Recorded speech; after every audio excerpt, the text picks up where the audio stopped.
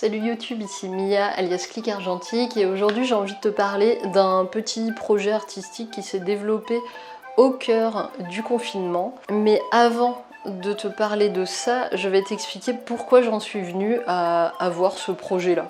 Certains dimanches, on a fait des lives sur Instagram. Si vous n'êtes pas sur Instagram, c'est pour ça que je vous explique. On a fait des lives avec tous les copains youtubeurs qui font de la photographie argentique, où il y avait un youtubeur qui invitait d'autres personnes, d'autres youtubeurs qui répondaient à des questions posées. C'est généralement la personne qui hébergeait le live qui posait sa question et tous les autres venaient répondre à tour de rôle. Un dimanche, Fanny nous a proposé de répondre à la question « Qu'est-ce qui vous fait produire et créer ?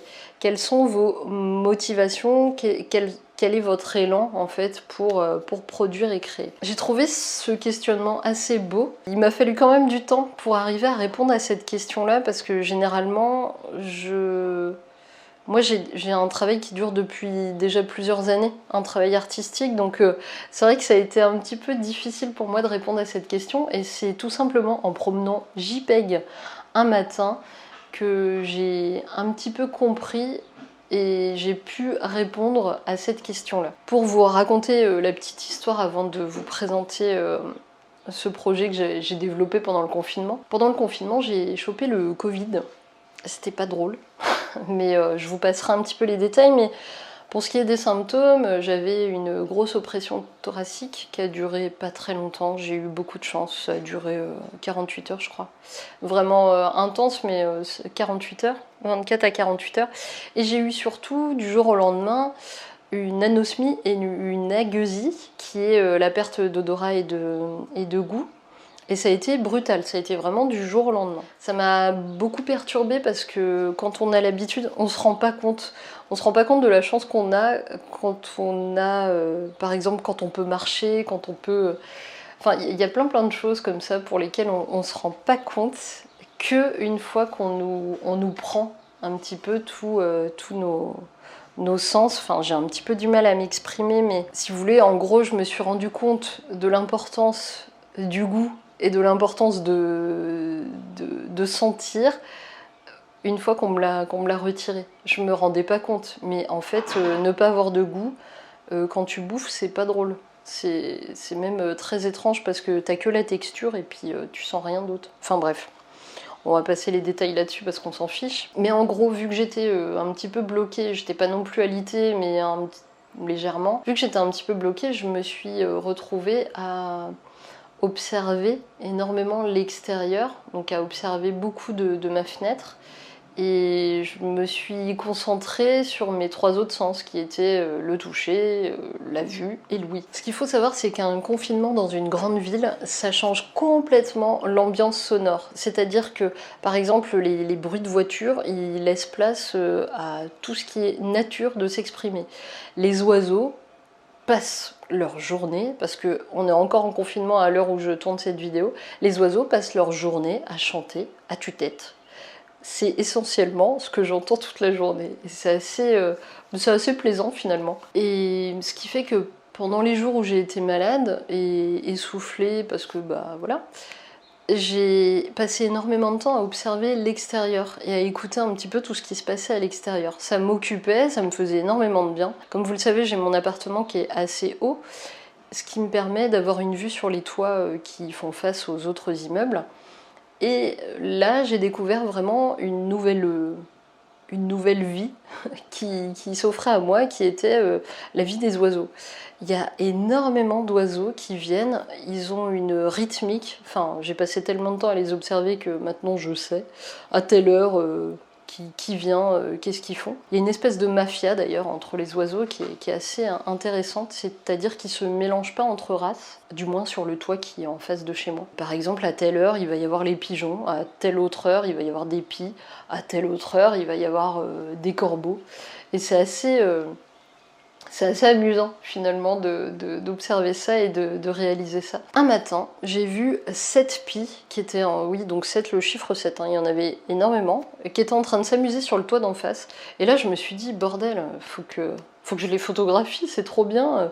Pour une fois, je peux avoir un petit peu accès à des animaux et à ces oiseaux-là qui prenaient énormément de place sur un espace qui était vraiment pas loin de moi. Et je me suis dit, bah vas-y, je vais les prendre en photo. À partir de ce jour-là, et bah ça a été la guerre. Non, ça n'a pas été la guerre, mais ça a été une véritable chasse. Et c'est pour ça que tous les oiseaux, je les ai renommés les Ninja Pioop. Et le projet, d'ailleurs, que j'ai un petit peu développé, le mini-projet artistique que j'ai développé autour de ça, s'appelle Ninja Pioop. Parce que, justement, je me suis tellement... En fait, ils étaient là. Je les entendais piailler, mais on ne les voyait pas. Ils venaient plus du tout sur le toit, ils venaient plus se poser, ou alors, quand ils venaient se poser, je préparais mon appareil, je me faisais discrète. Hop, je commençais à faire mes réglages, à faire ma mise au point, parce que bon, cette bête-là, c'est la mise au point manuelle. Hein. Je commençais à faire ma mise au point, et là, bim, il se barrait. J'ai vécu énormément de frustration pendant cette chasse-là. Mais ça a été assez sympa quand même à faire. Ça a été un énorme travail de patience et de persévérance. Ce que j'ai aimé dans cette initiative, c'est que moi, ça m'a permis en fait d'oublier mes symptômes. Le temps où je me concentrais sur ces petites bêtes-là, j'oubliais mes symptômes. Ça me permettait de m'évader, de penser à d'autres choses et c'était super chouette. Pour ce projet, les Ninja Pioop, j'ai utilisé un Zenith E, donc c'est un bon appareil russe bien solide, bien tout pété, bien métallique, et un objectif 300 mm, une belle bait. Donc la monture est une monture M42. L'objectif, il m'a été offert, alors j'ai un petit peu honte parce que je m'en suis servi qu'une fois en 12 ans. 11-12 ans, c'était à mes tout débuts de photographie argentique. Il m'a été offert par un agent de sécu à l'époque où je travaillais dans une autre ville, dans une autre époque, dans un autre endroit.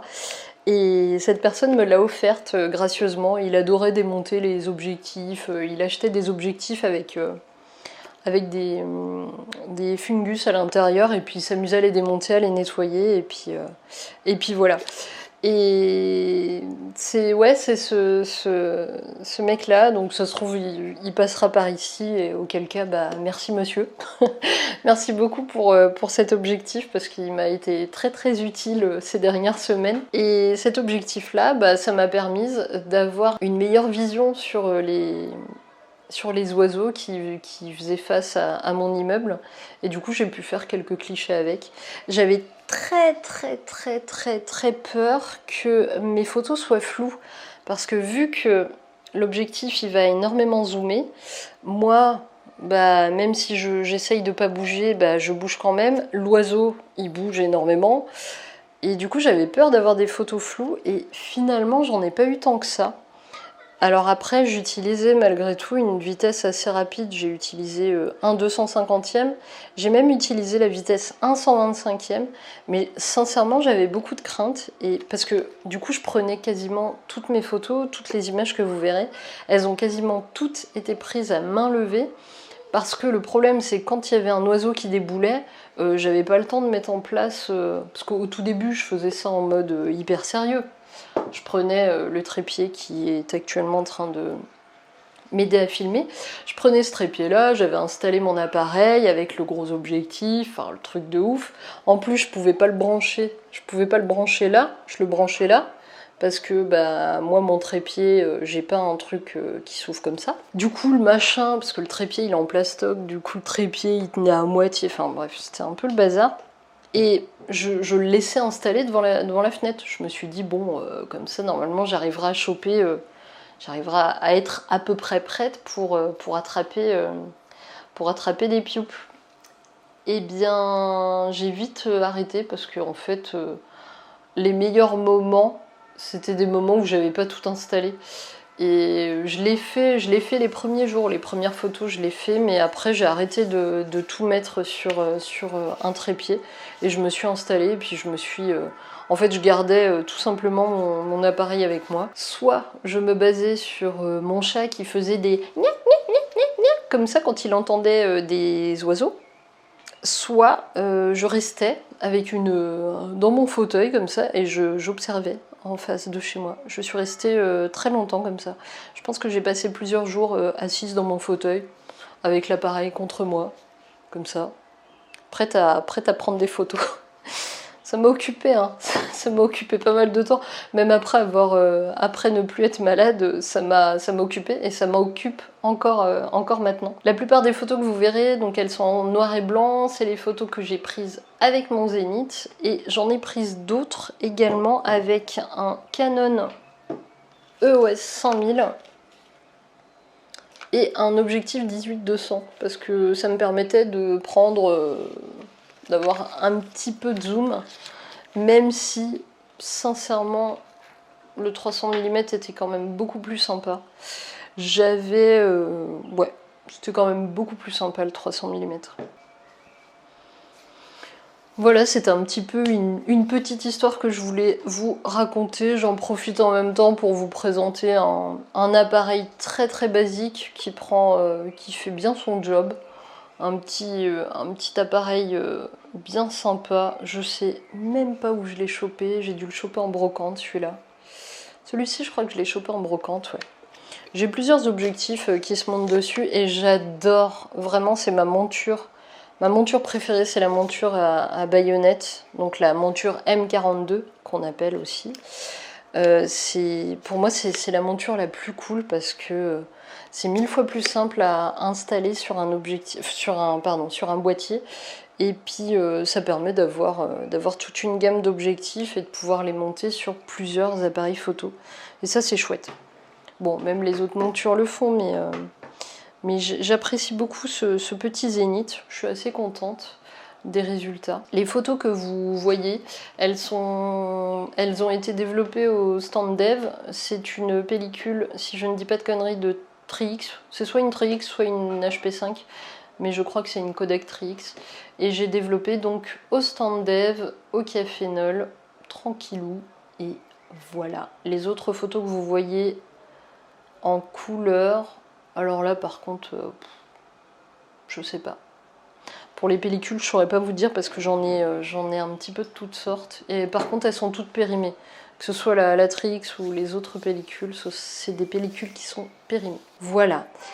Eh bien écoutez, j'espère que cette vidéo vous a plu. J'espère qu'elle vous a apporté quelque chose. En tout cas, je suis contente de vous avoir partagé un petit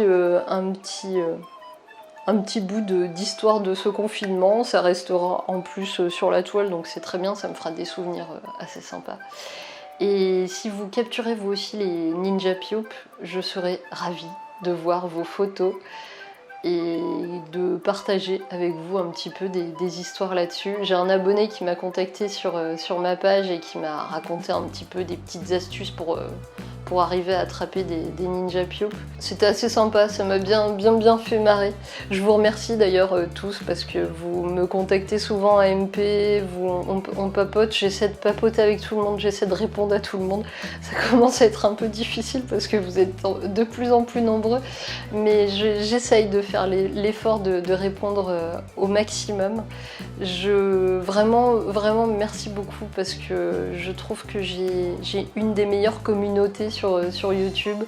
Vous êtes tous généralement adorables avec moi et c'est super sympa. J'espère en tout cas vous rendre l'appareil 1000 fois plus. C'est l'essentiel pour moi vraiment. Cette chaîne, c'est du partage, c'est de la bienveillance et c'est pouvoir vous apporter quelque chose. Et c'est pour ça que je vous le répète tout le temps d'ailleurs à la fin de mes vidéos. Voilà, et bien écoutez, je vous souhaite une très bonne fin de journée. N'hésitez pas à passer sur mon Tipeee, sur mon Utip si vous voulez me soutenir.